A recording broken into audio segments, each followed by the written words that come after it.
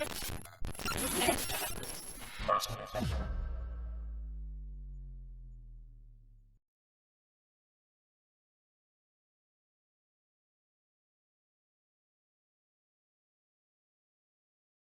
afternoon.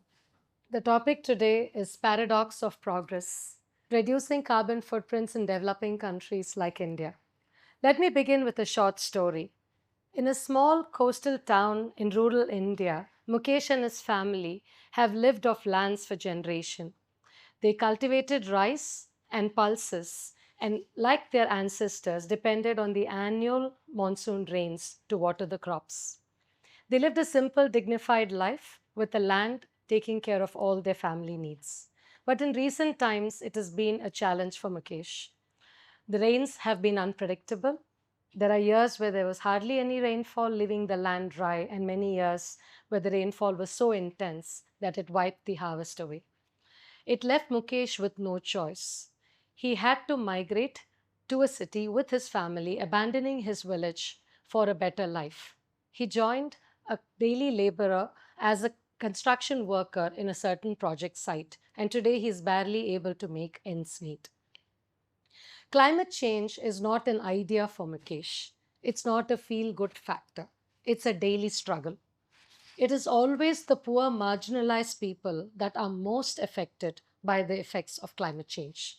And it is still the people like Mukesh that understand very well it's important for us to mitigate climate change. It's imperative for us to reduce our carbon emissions because for them, it's not just about protecting the environment, it's about protecting their livelihoods and their families. It's about survival. Sustainable development is crucial for all, and more so for a developing country like India. In India today, we still have millions of people in poverty who are trying to escape poverty. Economic development is essential. Huge infrastructure development is critical for our growth. We need to provide for homes, we need to provide for facilities, we need to provide for educational institutions for the millions of people in our country.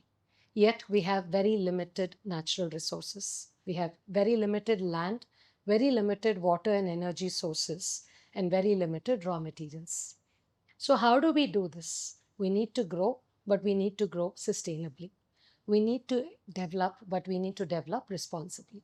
Time and again, I've heard from many people saying that the West, when they developed, they have polluted the environment. But now, when it's our turn to develop, they are bringing in sanctions, restrictions, and limitations, which is hampering our ability to grow and to provide a better life for our citizens.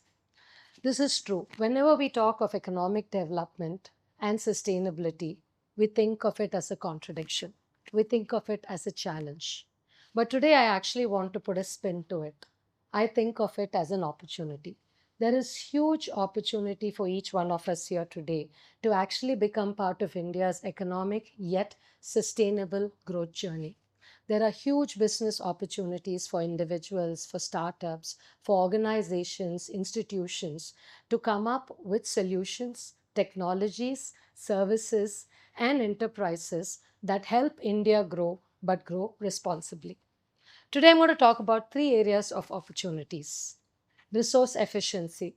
I know Sapin took away a lot of what I wanted to say today, but I want to talk about resource efficiency because it is fundamental to reducing carbon emissions. The amount of resources that we consume, the amount of waste that we generate, and the negative impact that we have on the environment because of our activities is fundamental to our economic growth strategy.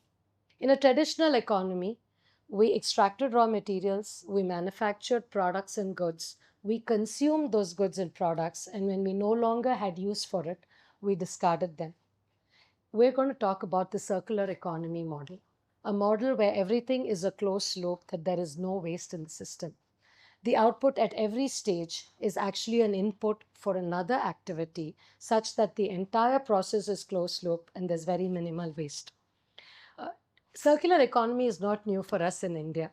Traditionally, we have been practicing this for generations. I'll give you a simple example. In ancient India, every house reared cows. The cows generated milk, which was consumed by the household, but they also generated dung, which in today's context would be called as waste. But our ancient Indians never thought of it as waste. That dung was dried, converted into patties, and was used for cooking, thereby avoiding use of wood for cooking, thereby avoiding cutting trees and destroying forests.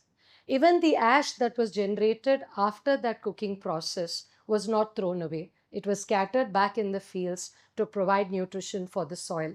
The same soil where we grew our crops, we harvested those crops and it was consumed by the households. And even the food scrap and waste was again converted into compost and put back as manure in the soil.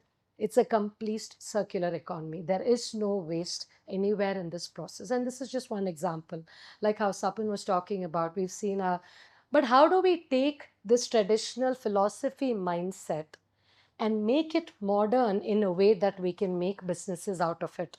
There are so many areas in the circular economy where we have opportunities to create businesses, to create enterprises, and to create initiatives that help us minimize waste, track and reduce our carbon footprints, products and technologies, AI driven platforms that can help us track and make us optimize our resource usage and minimize waste so that we can preserve this for future generations. The second big opportunity is connected to resource efficiency and sustainability at a very fundamental level. It's innovation. As Steve Jobs said, innovation is the only way to win. We need to look at innovative, creative solutions to a lot of the practices that we are doing today. I'll give you an example from my industry, the construction industry. For many years now, we've been building concrete buildings, high carbon intensive, high resource consuming materials and products. It is time for us to innovate. We need to look at different technologies, factory fabricated panels, pre engineered building systems, plug and play modular systems, systems that can be installed in buildings and when they no longer have a use, can be dismantled and can be reinstalled in a different building to serve a different purpose. There is so much scope for innovation. We don't have dearth of ideas. What we lack is an ecosystem for innovation. We lack a framework where we can collaborate, a place where public and private partnerships can come together, a place where green financing can support startups and entrepreneurs to come up with innovative ideas. I'll give you another example of a product. You all must have heard about Chettinad plaster. It is a very ancient technique, a wall finish used in southern India for many, many years. It's made from limestone, seashells, and egg whites. It is a technology which is actually zero carbon, completely healthy, and long lasting. Today, Chettinad plaster is not a construction technique. It has been defined as an art form. There are less than 10 people in the country today who know how to do it. But there are so much scope for innovation if we are able to take a product like Chettinad plaster but modernize it through R&D and package it in bags of 5 and 10 kg that we can take off shelves at Walmart and Target, and I can buy it home and apply it on my walls. Imagine what a huge business opportunity that would be. It is very critical for us to apply our innovative minds to use some of our traditional Make in India ideas and policies and strategies, but look at it from a modern lens, package it and scale it. Europe have huge ideas that they had in the 1900s, which actually was in small towns, and they did extremely well in their own little towns and bubbles. But what the US did very well was to take those ideas, take it to a place like China, to mass produce it and to scale it and to put it across the world. We need to look at taking many of our Indian ideas, low carbon practices, materials, and products and package them in a way that it can be scaled and it can be duplicated and it can be implemented very easily. The third biggest area is where all of you come in. I think the biggest opportunity is in human capital. 85% of the jobs of 2040 have yet to be created.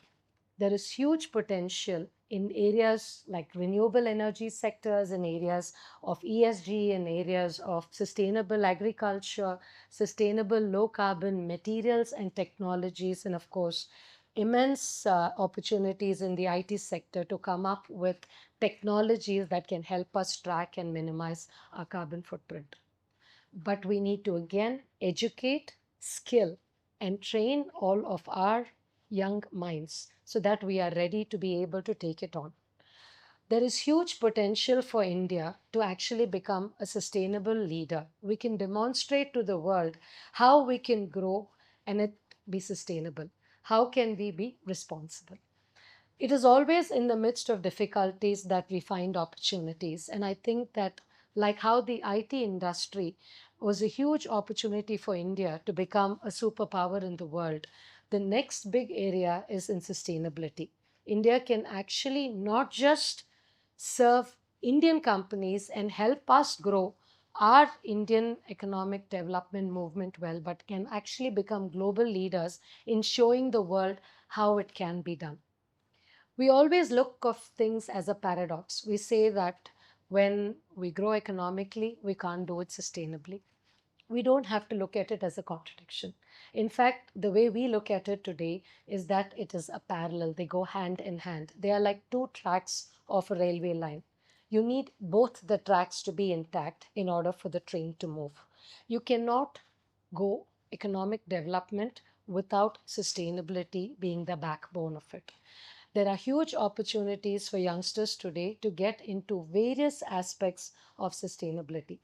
There is huge potential for innovation. There are huge products just ready and waiting to be made. Any industry you take it in agriculture, you take it in construction, in renewable energy sectors, there are so much potential. But the key is for us to understand that we need to also commercialize it. At the end of the day, sustainability, as much as it's an altruistic initiative, it also needs to make business sense. The biggest challenge we find in sustainability is sustaining sustainability. A lot of times things get done well in bits and pieces because there are few people that are committed to it and they want to do it. But if we want to sustain sustainability, we need to make business sense. At the end of the day, while the purpose is important, the profits cannot be forgotten. And where we can play a huge role is taking ideas and technologies and commercializing them for use by us as well as the rest of the world is where India can actually become a very powerful leader. Sustainable agriculture is a very big area of focus. The same Mukesh who had to abandon his village because there were no more rains need not worry had we implemented sustainable agricultural practices that is less dependent on the external climates and is becoming more self-sufficient. Today, we always talk of comparison between India and China. We say that we are almost of the same population as China, but we have to remember that we are less than one third the land area of China and we have less than one tenth the natural resources that China has. So it is important for India to become sustainable not because we want to be altruistic, not because we want to prove something to the world, but actually for our own selfish interest, we need to become sustainable. We don't have resources. We have very limited resources and we need to use them sensibly and judiciously. That is why it is important for us to look at sustainability as a business venture and not as an add-on to the conventional businesses that we do. The more we can embed sustainable ideas, practices, and technologies into our day-to-day businesses, the more efficient we can become, the less waste we will generate, and more environment-friendly practices that we can adopt. And the key to all of this at a fundamental level is actually culture and education. It was embedded in our culture for many, many years to be resource efficient, to not waste, to use our resources judiciously. Somewhere along the way, We have adopted certain practices from the West that has made us forget our fundamental culture and roots. Now it's time to revisit it but put a modern spin to it. We need to keep that ethos, that mindset with us, but we need to come up with modern ways of doing things so that it is acceptable to people, and we need to embed these practices and ideas and sustainable living initiatives into everything that we do. At the end of the day, it is a single earth. It doesn't matter that the West polluted it when they grew and now they're putting sanctions on us. It doesn't matter who did what before. What we have today before us is a country that is waiting to grow, a country that needs to be developed. 70% of India is yet to be developed. So you can look at the amount of construction, infrastructure, services, and facilities that are going to come up in the country over the next 30 years. If we did not do this in a sensible and sustainable manner, we would probably be worse off than any of our West counterparts today.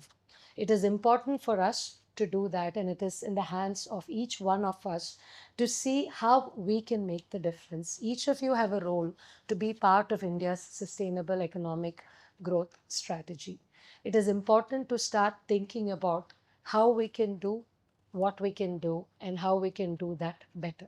In the construction industry, one of the concepts that we are now propagating is called dematerialization. It's not about generating materials and using them and then trying to recycle or reuse them. Use less materials.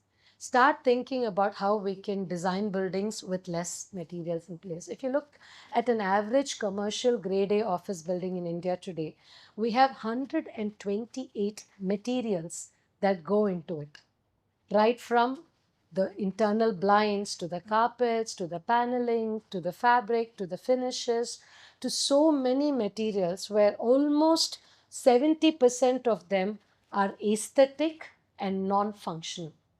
If we are able to remove all of this straight away, we've used less resources. Then we don't have to worry about recycling or reusing them at a later date. We need to look at the whole approach from the other side. We need to look at how can we design better, how can we operate better, and how can we minimize every activity that we do. If we are able to cut down on resource usage, straight away it is half the problem solved. Then comes in the aspect of making sure that those resources can be recycled, reused, repurposed to minimize waste. I think that it is in the hands of each one of you, because at the end of the day, sustainable development is crucial for economic development, because economic development without sustainability will actually be short-sighted, selfish, and at the end of the day detrimental to providing a better life for millions of people around. Thank you.